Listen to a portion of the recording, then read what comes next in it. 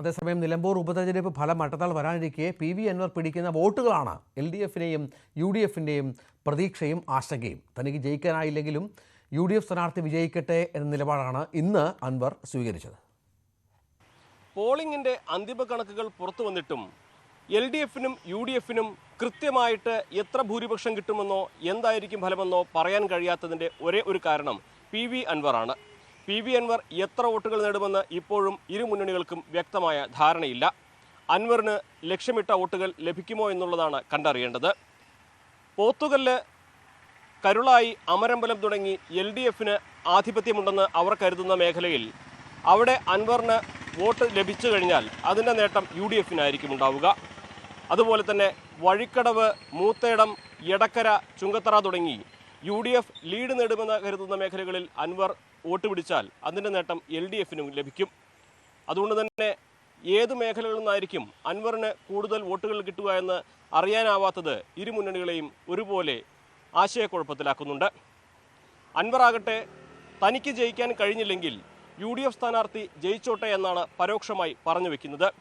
ഇന്ന് മാധ്യമങ്ങളെ കണ്ട അദ്ദേഹം തെളിഞ്ഞ പിണറായിയേക്കാൾ മറഞ്ഞ പിണറായി ജയിക്കുകയാണ് തനിക്ക് താല്പര്യമെന്നും വ്യക്തമാക്കി. എനിക്ക് ജയിക്കാൻ കഴിഞ്ഞില്ലെങ്കിൽ പിണറായി തോൽക്കണം. അവിടെ രണ്ട് പിണറായിമാരാണല്ലോ ഉള്ളത്. ഒന്ന് തെളിഞ്ഞ പിണറായി, ഒന്ന് ഒളിഞ്ഞ പിണറായിയാണ്. അപ്പം സ്വാഭാവികമായിട്ടും തെളിഞ്ഞ പിണറായി തോൽക്കണം. എൻ്റെ പോരാട്ടം പിണറായിസത്തിനെതിരാണല്ലോ. എനിക്ക് ജയിക്കാൻ കഴിഞ്ഞില്ലെങ്കിൽ തെളിഞ്ഞ പിണറായി തോൽക്കണം. അല്ല, സ്വാഭാവികമായിട്ടും അപ്പോൾ വരുന്ന UDF സ്ഥാനാർത്ഥിയാവുമല്ലോ. ഈ ഒളിഞ്ഞ പിണറായി ജയിക്കും. അപ്പം ജയിച്ചോട്ടെ. തെളിഞ്ഞ പിണറായി ജയിക്കുന്നതിനേക്കാളും നല്ലത് ഒളിഞ്ഞ പിണറായി ജയിക്കുന്നതല്ലേ. അത് തന്നെയായാലും നിലപാട്.